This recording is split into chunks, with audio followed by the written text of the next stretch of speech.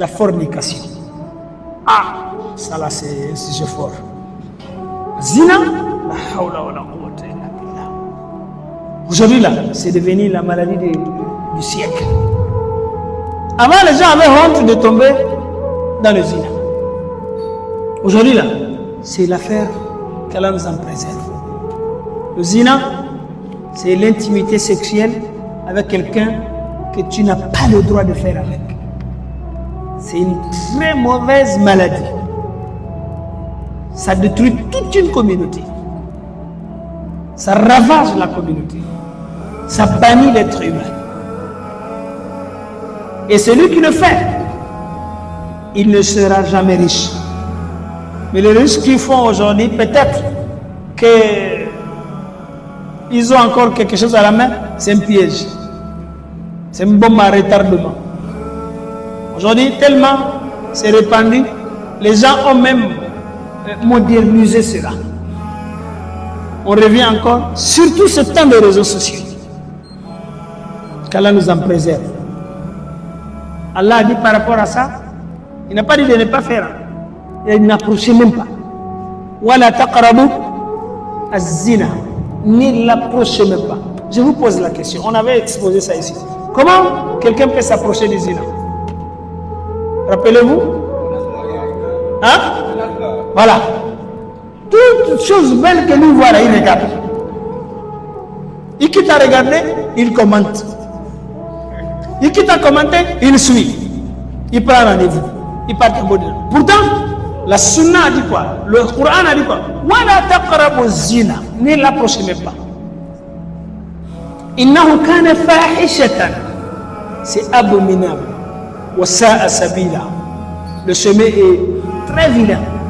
On demande à Allah vraiment de nous éloigner et de nous écarter de ces mauvais péchés qu'Allah nous en préserve. Et nous, ce qu'on veut ici, ce n'est pas seulement de connaître que la fornication est interdite. Tout le monde, tous les musulmans le savent. Mais c'est de trouver des moyens de ne même pas l'approcher. De ne même pas l'approcher. À travers toutes ces stratégies-là. Regarder, apprécier, commenter, contacter, ou bien être en huis clos. Un garçon et une femme, ils ne sont pas mariés femmes, ils sont seuls, fermés quelque part. C'est pas bon. J'ai appris un imam, il a dit, ceux qui ont l'habitude de faire ça, souvent quand ils sont seuls avec la femme, là, ils oublient Ayatul Kursi. Même si tu veux faire apprendre à une femme Ayatul Kursi, c'est la seule là, jamais. La yakhluwanna rajulun bimra'atin illa ma'a zi mahram. C'est un hadith du prophète Muhammad sallallahu alayhi wa sallam. Il a dit, tout ça sont des garde-fous. Tout ce que l'islam a interdit, il n'a pas dit de ne pas faire. Il a dit n'approchez même pas.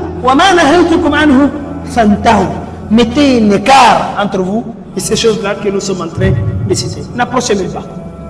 C'est comme l'autre fois, je vous ai rappelé ici, Navratun, Fabtisamatun, Fakalamun, Fasalamun, Famawa'idun, Faliqa'u.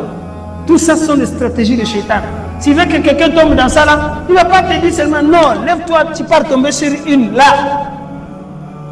Il te pousse à regarder. Pendant que le Coran te dit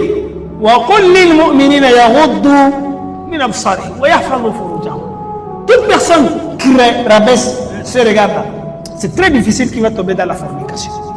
Toute personne qui ne reste pas avec la femme en huis clos, c'est très difficile qu'il tombe dans la fornication. Toute personne qui met des garde-fous entre lui et la femme qui ne lui est pas permis, c'est très difficile qu'il tombe dans la fornication. Donc, autrement, ce sont ces choses que l'homme prend à la légère, mais il ne sait pas que le shaitan, c'est un piège qu'il est en train de lui tendre petit à petit. Hein, il va évoluer jusqu'à ce qu'un jour, il va aller consommer un mal qui peut être vraiment qui est d'ailleurs très conséquent pour lui.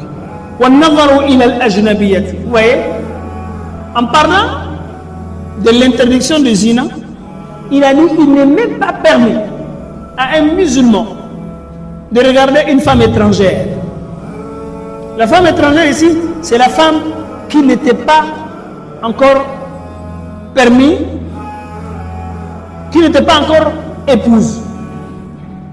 Toute femme qui n'est pas épouse pour toi, ni mahram, ni un tutelle, vous partagez le même sang, il est interdit que tu le regardes. Avec bien sûr l'œil de estimation, appréciation. Il y a une exception ici. Une femme que tu as le droit de regarder, n'étant pas ta femme, c'est la femme que tu as vraiment la fermeté et la conviction de pouvoir lui marier. L'islam va t'autoriser souvent une femme que tu veux marier en réalité, du sérieux, de lui regarder.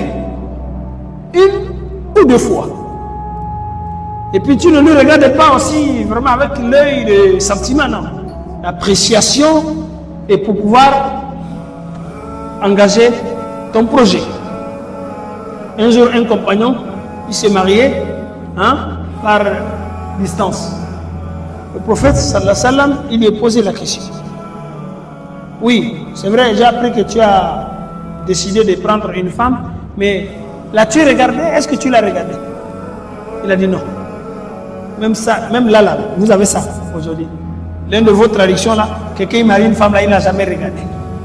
Souvent, ça amène des problèmes. Même si il n'est pas permis de regarder la femme ouvertement, non, la femme quand même que tu as un projet de mariage là, tu as le droit de lui regarder. Peut-être que tu verras quelque chose qui va t'encourager d'encore t'accélérer un peu. Nous le parlons comme ça. Le prophète a dit à sa